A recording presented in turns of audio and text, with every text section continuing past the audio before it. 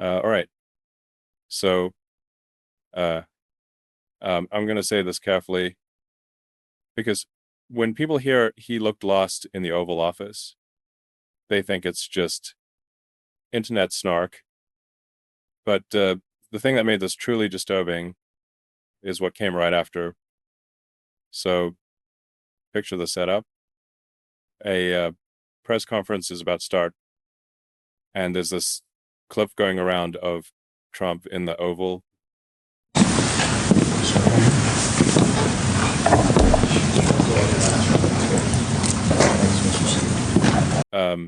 It's being described as him getting lost in the Oval before the cameras fully lock in.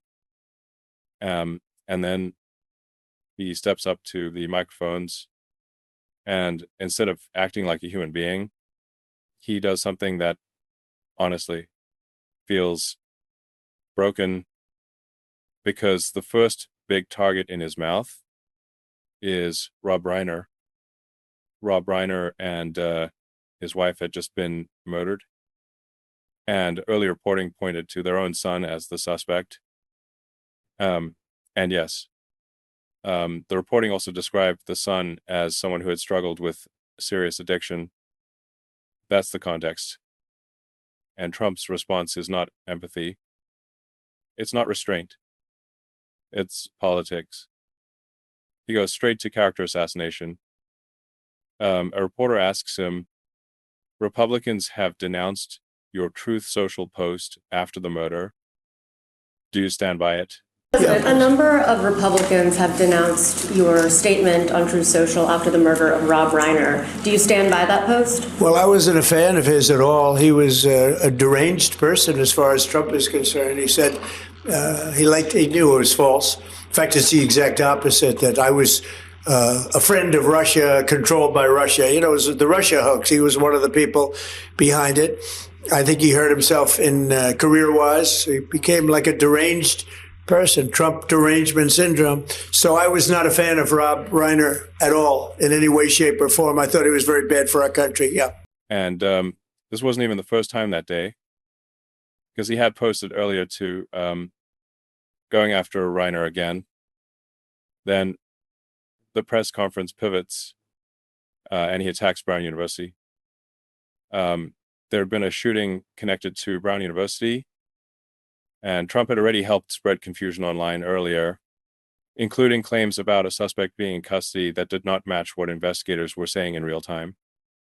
And now, in the Oval, he gets asked about the FBI and why it's been so difficult to identify the shooter.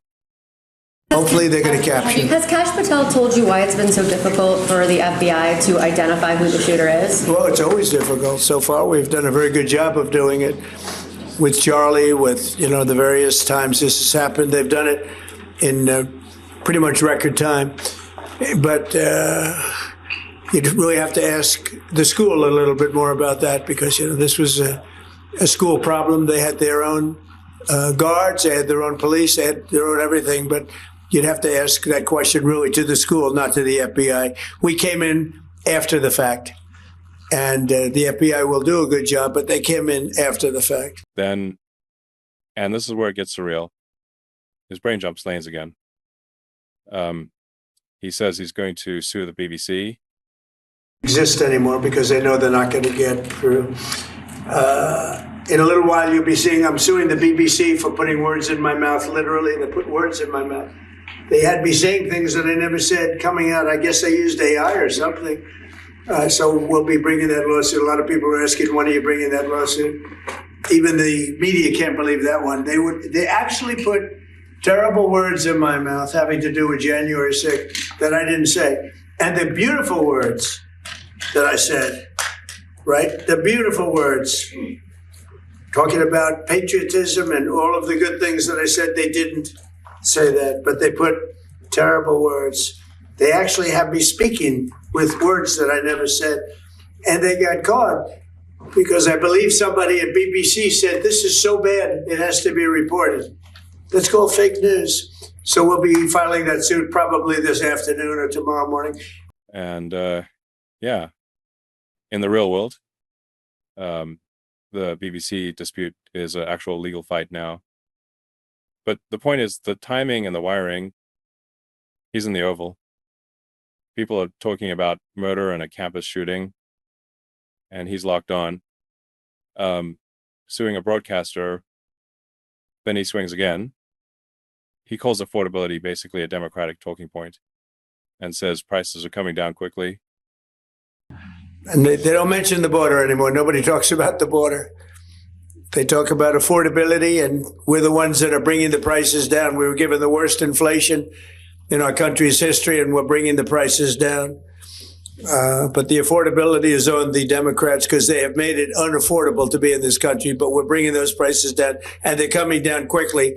Energy is coming way down, and if you look, gasoline prices are hitting in many locations $1.99 a gallon. Nobody thought they'd see that. Like he invented the concept of a group moving together. Then Trump attacks the governor of Colorado. And last month, we seized another 1.7 million fentanyl pills in the state of Colorado, the poorly run state of Colorado, with a governor who's incompetent. And frankly, with a governor that won't allow our wonderful Tina to come out of a jail, in a high-intensity jail, because she caught people cheating on an election, and they said she was cheating. She wasn't cheating. She went over, she looked at one of the election scams going on, and because she did that, they put her in jail for 9 years. The governor of Colorado is a weak and pathetic man who was run by Tren de Aragua, the criminals from Venezuela, took over sections of Colorado, and he was afraid to do anything. But he puts Tina in jail for 9 years because she caught people cheating. And when she walked over and got involved in it, they said she was cheating. She wasn't cheating. She caught people cheating on the election, 2020, along with a lot of other people that cheated on that election. You'll see that coming out more and more. Back to the press conference. People are like, what was the purpose of all this? And the stated purpose, while he was attacking Rob Reiner, is that Trump wanted to declare fentanyl a WMD. Today, I'm taking one more step to protect Americans from the scourge of deadly fentanyl flooding into our country. With this historic executive order I will sign today, we're formally classifying fentanyl as a weapon of mass destruction, which is what it is. No bomb does what this is doing. 200 to 300,000 people die every year that we know of. So we're formally classifying fentanyl as a weapon of mass destruction. Fentanyl is absolutely devastating. Yes. But throwing around WMD language and inflated sounding numbers is not the same thing as a strategy. It's theater. And we don't put up with it.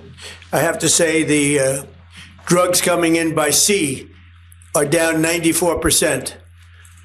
And we're trying to figure out who the other 6% are. But they're down 94%, and we're going to start hitting them on land, which is a lot easier to do, frankly. But these are a direct military threat to the United States of America. They're trying to drug out our country. And you could look throughout history. Look at China when they were loaded up with drugs. They were suffering greatly, and others were able to take them over. Then he gets asked about Congress and the Affordable Care Act subsidies expiring. This is real. Millions of people worry about losing help, paying for health insurance. And Trump's answer is basically, I want the people to get the money. What do you want to see Congress do this week as it relates to health care and the expiring ACA? Yeah, that's a good question. I'd like to see the people get the money. I'd like to see all of the money that's going to the Democrat insurance companies. You know, the insurance companies are making a fortune. They're up 1,700% and more. But that's not how insurance works. Risk pools matter. Catastrophic care costs are real. A couple $1,000 doesn't replace coverage when you're staring at surgery, chemo. A car wreck, a NICU bill. So when he says, we'll just give people the money, it's the same vibe as those fantasy checks people keep promising. Doge dividends.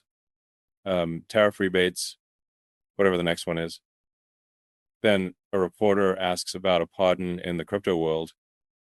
Mr. President, this week a man named Keone Rodriguez is going to federal prison for creating crypto privacy software. The case was started under the Biden administration, but your DOJ kept it going and secured the conviction. A lot of people in crypto are saying that this man should be pardoned. Are you familiar with the case at all, or would you be interested? I've heard about it. I'll look at it. Why, you think he should be pardoned?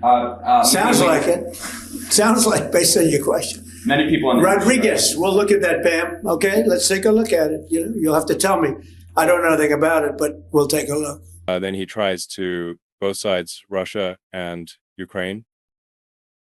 And at this moment, Russia wants to get it. And the problem is they'll want to get it ended, and then all of a sudden they won't. And Ukraine will want to get it ended, and all of a sudden they won't. So we have to get them on the same page. But I think that's working along. Very good talk. But here's what's been true in public reporting again and again. Ukraine has signaled openness to ceasefires. While Russia's posture has been about leverage and territorial demands, both sides is a comforting soundbite, not a map of reality. Then he claims he did a peace deal with Thailand and Cambodia. Up again. We don't want to have a war start up again. As I said, with Thailand and Cambodia, two people I get along with great. And I dealt with them and I called them and I said, look, fellas, you got to relax. You got to take it easy. They lost. They started the war again. I got it ended. And things like that are going to happen. War. There's nothing pretty about war, nothing good. And there's nothing you can do to predict what's going to happen. Then he gets asked about Syria. Have you recently spoken directly to Putin? Yeah, I have. On Syria, Mr. President, on the U.S. troops killed in Syria over the weekend. Why do we have troops in Syria? Because we're trying to make sure that there's going to be and remain peace in the Middle East, and Syria is a big part of it. The new leader is a strong person, and that's what you need. This is a rough part of the world, and it's been amazing what's taken place in Syria. We got rid of. And you should know that Syrian leader, Ahmad al-Shara, has a past that has been widely reported, including ties to extremist groups earlier in his life. And Trump has also, in previous meetings, done these bizarre performative things, like spraying him with cologne in front of cameras, which is not exactly the vibe you want when the stakes are counterterrorism and regional stability. Then finally, you see Trump leaving. And there's another clip where he kind of hesitates, struggles a bit, like he's not fully sure where the exit path is. And the moment just reinforces that uneasy feeling from the beginning. Thank you, Mr. President. Thank you, press. Thank you. Thank you, press. Thank you. So, yeah. This whole thing is like watching a system run on glitches. So tell me what you think. And if you're still here, seriously, hit subscribe and share this with someone who needs to see how insane this has gotten.